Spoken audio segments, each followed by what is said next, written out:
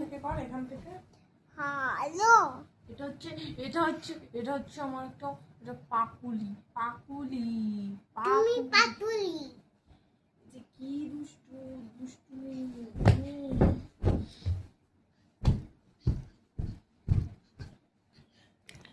আমি একটু গোছাচ্ছিলাম ঘর, মানে ঘরের অবস্থা আমার সকালে একরকম থাকে আর রাত্রিবেলা একরকম থাকে। তো আজকে আমি জামা কাপড়গুলো তুলে সোফার উপরে এনে রেখেছি। ওর আজকে নাচের ক্লাস ছিল, এই যে এই বেবির আজকে নাচের ক্লাস ছিল, তো এনে রেখেছি।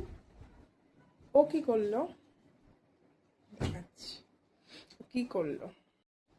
এই যে জামা কাপড়গুলো এখানে এনে রাখলো আর বলছে আমি মেলে দিয়েছি, তোমার জামা কাপড় আমি মেলে দিয়েছি, ও আমার কাজ করে দিয়েছে।